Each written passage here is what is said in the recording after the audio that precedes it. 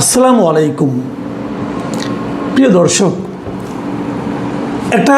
ছোট একটা আমার অনুভূতির কথা বলে আলোচনাটা শুরু করি। আপনারা প্রায় শুনবেন একটা শব্দ খুব উচ্চারিত হয়, গত অনেক বছর ধরে উচ্চারিত হচ্ছে। সেই শব্দটা হলো চেতনা। এই চেতনা শব্দটা শুনলেই আমার মেজাজ খারাপ হয়ে যায়। আমার মনে হয় যে যারা উচ্চারণটা করছেন তাদের এই উচ্চারণের পেছনে একটা মতলব কাজ করে। এই চেতনা কথাটা আমরা আগে শুনতাম, আওয়ামী লীগ আমলে শুনতাম, ওনারা বলতেন মুক্তিযুদ্ধের চেতনা। মুক্তিযুদ্ধের চেতনা এই কথাটা বলে তারা স্ট্রেট ওয়েতে জাতিটাকে দুভাগ করে দিয়েছিল। যারা আওয়ামী লীগ করেন তারা মুক্তিযুদ্ধের চেতনার পক্ষে, আর যারা আওয়ামী লীগ করেন না তারা মুক্তিযুদ্ধের চেতনার বিপক্ষে। তারা এভাবে ভাগ করে দিয়েছিল। মুক্তিযুদ্ধের চেতনার পক্ষে থেকেও যে আওয়ামী লীগ না করা যায় এই কথাটা তারা মানতেই চান না, এবং এটা করার মাধ্যমে জাতিকে বিভক্ত করা হয়েছিল এবং মানুষে মানুষে একটা বিভেদ তৈরি করা হয়েছিল। ঠিক একই জিনিস যখন আওয়ামী লীগ সরকারের পতন হলো, আমরা ভেবেছিলাম জাতি বোধহয় এবার ঐক্যবদ্ধ হবে, কিন্তু এখন আমরা দেখলাম আবার এলো একটা জুলাই চেতনা। এই জুলাই চেতনার কথা বলে এখন তারা পুরো আওয়ামী লীগ যারা আছেন তারা সবাই জুলাই চেতনার বিরোধী। কারণ জুলাই আন্দোলন তো আওয়ামী লীগের বিরুদ্ধে হয়েছে, আওয়ামী লীগ সরকারের বিরুদ্ধে হয়েছে। কিন্তু যত লোক আওয়ামী লীগ করেন তারা জুলাই চেতনার বিরোধী এবং তারা এই দেশে থাকতে পারবেন না, এবং তারা অবধারিতভাবে ফ্যাসিবাদের দোসর। এই কথা বলে তাদেরকে হেনস্থা করা হবে, তাদেরকে মারা হবে, তাদেরকে মারার পেছনে বৈধতা তৈরি করা হবে এবং তাদের বিরুদ্ধে মব করা হবে। আবার কিন্তু জাতিকে বিভক্ত করা হচ্ছে।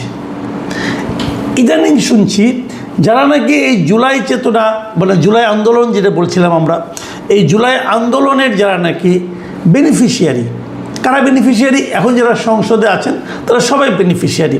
কারণ এই সংসদে তো যখন নির্বাচনটা হয় সংসদ গঠন করার জন্য, সেই নির্বাচনে আওয়ামী লীগ অংশ নিতে পারেনি। যারা জুলাই চেতনার পক্ষে নয় বলে কেউ দাবি করেন তারা কেউ নির্বাচনে অংশ নিতে পারবেন না। কিন্তু আমার জানা মতে কিন্তু 24শে জুলাই আন্দোলনে অনেক আওয়ামী লীগ করেন, আওয়ামী লীগের প্রতি এক ধরনের সমর্থন আছে, তারাও সেখানে অংশ নিয়েছিল। এরকম বহু লোক পাবেন আপনি খুঁজলে পরে, কিন্তু তারা এখন বললেও তো কেউ বিশ্বাস করবে না, কাজে এটা না হয় নাই বলি। তো যারা বেনিফিশিয়ারি তাদের মধ্যে আবার এখন একটা বিভেদ চলছে, একে অপরকে দোষারোপের বিষয়টা চলছে। জামাত এনসিপি তারা বলছে যে বিএনপি নাকি জুলাই চেতনার সঙ্গে গাদ্দারি করেছে। আবার বিএনপির পক্ষ থেকে বলা হচ্ছে আমরা জুলাই চেতনার পক্ষে আছি, ওরা বাড়াবাড়ি করছে। তার আবার বিভক্তি, ঘরের মধ্যে ঘর, তার মধ্যে আরেক ঘর। এখন কোন ঘর যে আসল এটাই তো বুঝতে পারছি না। দেখুন, আপনি দেখবেন গত কয়েকদিনের পত্রপত্রিকা পড়েন, গত কয়েকদিনে বিভিন্ন নেতৃবৃন্দের কথা শুনলেই বুঝবেন। এবং তার বক্তব্য হলো, ওনার বক্তব্যটা আমি যদি হুবহু আপনাদেরকে পড়ে শোনাই, যে বিএনপির সংসদ সদস্যরা পার্লামেন্টে এবং টকশোতে জুলাইয়ের চেতনার বিরুদ্ধে কথা বলছেন, এমনকি তারা আওয়ামী লীগের খুনিদের প্রশ্রয় দিয়ে এদেশে অনুপ্রবেশের পক্ষে সহানুভূতি দেখাচ্ছেন। বুঝলেন, এখন দুটো কথা কিন্তু, একটা হলো যে তারা জুলাই চেতনার বিরুদ্ধেই কথা বলছেন, কেবল শিবরামে যদি মুখ ফিরিয়ে নিয়েছেন, তারা বলছেন তারা বিরুদ্ধে কথা বলছেন। এবং আরেকটা কি বলছেন, যে আওয়ামী লীগের যারা খুনি আছে তাদেরকে এদেশে অনুপ্রবেশের পক্ষে সহানুভূতি দেখাচ্ছেন। তারা এদেশে অনুপ্রবেশ করতে পারবে না। কেন পারবে না? তারা যদি অপরাধী হয় তাহলে তো আপনি বিচার করবেন। তো বিচার করতে হলে তাদেরকে এদেশে আনতে হবে না? আপনি এদেশে না এনে কীভাবে বিচার করবেন? কষ্ট করে নিয়ে আসার চেয়ে তারা যদি ইজিলি চলে আসুক না, বিচার করেন। মোদ্দা কথা হলো, তারা নিজেদেরকে ছাড়া আর কাউকে সঠিক মনে করছে না, বাদ বাকি সবাই খারাপ। একমাত্র ওনারাই ভালো, আর কেউ জুলাই চেতনা বুঝে না। একমাত্র ওনারাই জুলাইয়ের চেতনার ধারক বাহক, আর সবাই হলো গিয়ে এই যে বলে এটা সবাই ধুঞ্চা। হ্যাঁ, এটা নাকি রে ভাই? তো এই যে মানসিকতাটা যে আমি ঠিক আর বাদ বাকি সবাই ভুল, এই মানসিকতাটা হলো খারাপ। এবং বিএনপি যে জুলাই চেতনার পক্ষে নয় সেটা প্রমাণ করার জন্য তারা কি বলছে? তারা বলছে, এই মিয়া গোলাম পরোয়ার বলছেন যে সরকার যদি সত্যই জুলাইয়ের চেতনায় বিশ্বাস করে তবে জুলাইয়ের সনদের ভিত্তিতে অনুষ্ঠিত গণভোটে 70% মানুষের দেওয়া রায় অবিলম্বে কার্যকর করতে হবে। ওই গণভোটে মানুষ 84টি ঐক্যমত্যের সংস্কার প্রস্তাবের পক্ষে হাঁ ভোট দিয়েছিল। বুঝেন এবার, মানে ওনারা বলছেন যে যদি জুলাই চেতনায় বিশ্বাস করে তাহলে গণভোটের রায়কে মানতে হবে। ভাই গণভোটটা কী ছিল? গণভোটটা কীভাবে হয়? এবার সংসদে গণভোট ঢোকানোর কথা বলা হচ্ছে। কয়েকদিন আগে আদালতে রায় হয়েছিল। গণভোটটা আমাদের সংবিধানের একটা অংশ ছিল, কিন্তু আওয়ামী লীগ সরকারের আমলে যখন তারা তত্ত্বাবধায়ক সরকারকে বাতিল করে দিল, এই সংবিধান থেকে বের করে দিল, তখন তারা গণভোটকেও বাতিল করে দিয়েছিল। তো তখন তো যেটা ওই সরকার ছিল একটা সাংবিধানিক সরকার, মানে ডক্টর ইউনূসের সরকার। তো এটা একটা সাংবিধানিক সরকার যখন গণভোটের কথা বলে, অথচ ওই সময়ে সংবিধানে গণভোট ছিল না, তাহলে সেটা তো অসাংবিধানিক এবং বেআইনি কাজ তারা করেছিল। তার মানে ওনারা বলতে চাচ্ছেন যে যদি আপনি জুলাই চেতনায় বিশ্বাস করেন তাহলে ডক্টর ইউনূসের সরকার যত অপকর্ম করেছিল এই সবগুলি জুলাই চেতনা। ডক্টর ইউনূসকে জুলাই চেতনা অনুযায়ী চলেছিল। ডক্টর ইউনূসের আমলে যে দুর্নীতিগুলি হয়েছিল এটা কি জুলাই চেতনা ছিল রে ভাই? এক একজন পিএসের, এক একজন উপদেষ্টার পিএস, তারা যে 300 কোটি টাকা বানিয়ে ফেলাইছে, 400 কোটি টাকা বানিয়ে ফেলাইছে, এটা কি জুলাই চেতনায় ছিল? এক একটা উপদেষ্টা যে অপকর্মগুলি করেছে এটা জুলাই চেতনা কোথায় ছিল ভাই বলেন তো আমাকে? তো এখন জুলাই চেতনার নাটক চলছে। গণভোটের প্রশ্নগুলি কী ছিল বলেন? একজন বলতেছে, জামাতের আমির বলতেছেন যে গণভোটের যদি প্রশ্নগুলি কেউ না বুঝে, 4 দফা না বুঝে, তাহলে বিএনপির 31 দফা কীভাবে বুঝবে? ভাই কোনোটাই বোঝার দরকার নেই, কোনোটাই কেউ বুঝে না, সেটা আমি মানি। কিন্তু গণভোটটা যে হয়েছিল, প্রথমত গণভোট হতেই পারে না, কোনো আইনে গণভোটের বৈধতা দেওয়া সম্ভব না। আমি নিজে যেটা মনে করি এটা সম্ভবই না। অধ্যাদেশ দিয়ে গণভোট হয় না। যারা নাকি অধ্যাদেশের মিনিমাম জিনিসটা বুঝেন তারা জানবেন। আর গণভোটে যে 4টা প্রশ্ন ছিল, আমি এটা ওই সময় বহুবার বলেছি যে 4টা প্রশ্নের কখনো হা না হয় না।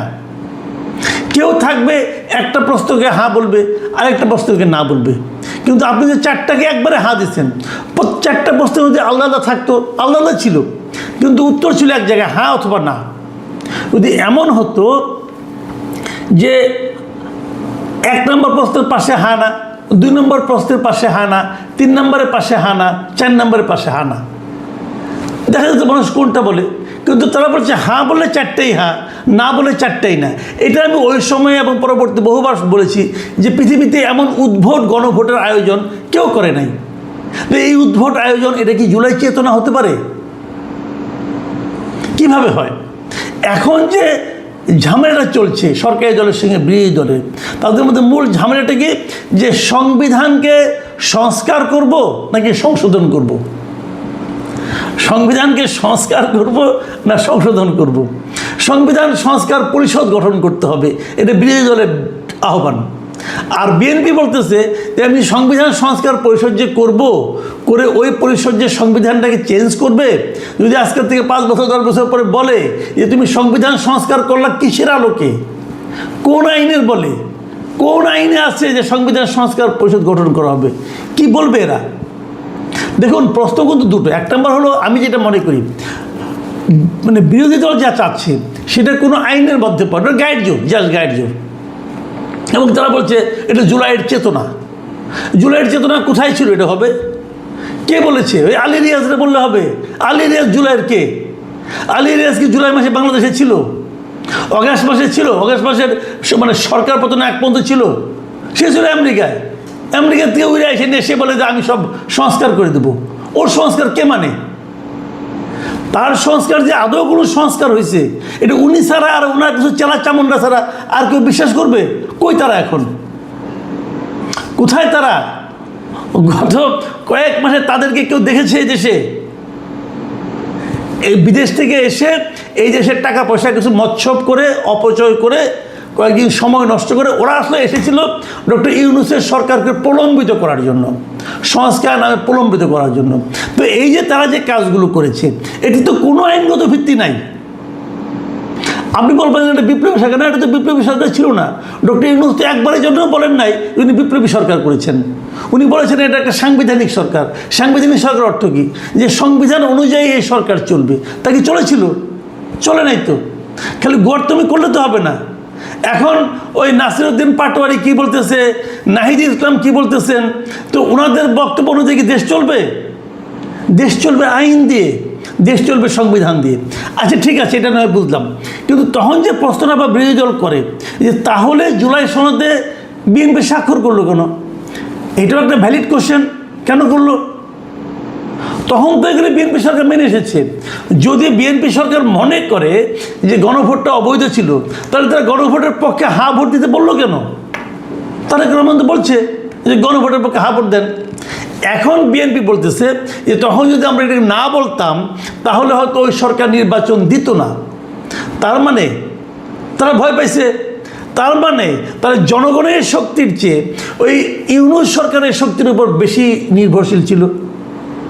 তো একটা জনগণের সরকারের এই ক্যারেক্টার হবে কেন? এটা কি এক ধরনের প্রতারণা নয়?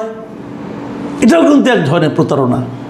তাহলে একটা প্রতারণার মাধ্যমে যদি সরকার গঠিত হয়, সেই সরকারকে আমি জনগণের সরকার বলবো কেন? আপনি তো জনগণের কাছে প্রতারণা করেছেন।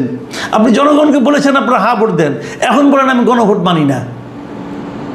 এটা আমি বলছি, আমি শুরু থেকে বলে আসছি, আমি একটা সাধারণ মানুষ, আমি বলতেই পারি, আমি আমার যুক্তি দিয়ে বলতেছি, কিন্তু আমি তো এই বলার মাধ্যমে কারো কাছ থেকে ভোট